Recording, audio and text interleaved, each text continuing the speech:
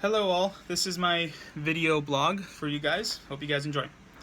So based on the definitions and looking at the different types of counselors, there's two that stood out for me. I don't think I can fully get behind one as of right now. I think I still need to do some soul searching. The two that I found most interesting were the Christian counselor and also the professional counselor with a Christian worldview. Both of them appeal to me for different reasons. The professional counselor would appeal for me because I'll be able to use my actions more so and my empathy and use those types of things to be able to really model the image of Christ more, as opposed to being able to outright explicitly tell them about biblical truths. Whereas being a Christian counselor, they know that you are a Christian, you stand by the Word of God, and you're going to be counseling from that perspective. Not only that, but also with a psychological perspective. You're going to be melding the two.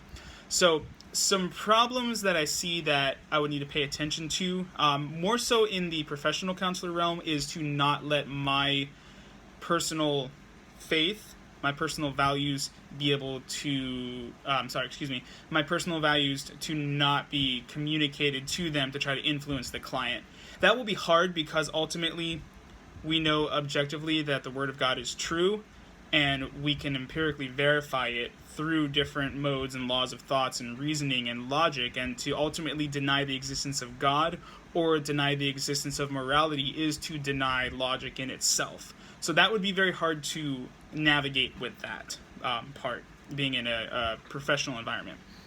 So going on to the next question, my views align with an integration model, more so with the allies model, and I think the reason for that is because the emphasis that they talked about, that all truth is God's truth, because we all came from God. We all had a creator. To deny that we have been created is to deny logic itself. So it doesn't have to be psychology versus Christian theology. You can meld the two, but you have to be very careful to not let the psychology change or blur the worldview that you have as a Christian, first and foremost.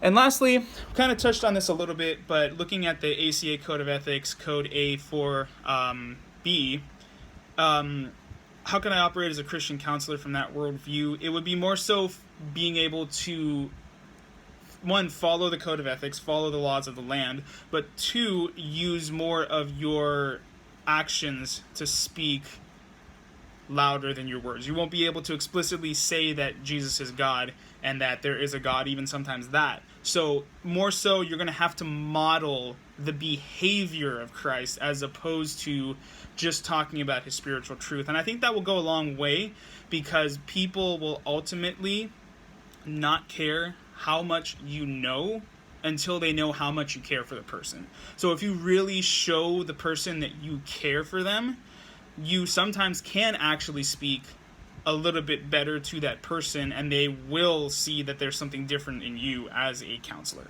So those are my responses to these questions. I hope you guys maybe gained something out of it. I appreciate you guys taking the time to watch it, and I look forward to hearing your replies. You guys have a good rest of your week, and I will see you guys in the next meeting. All right, take care. God bless.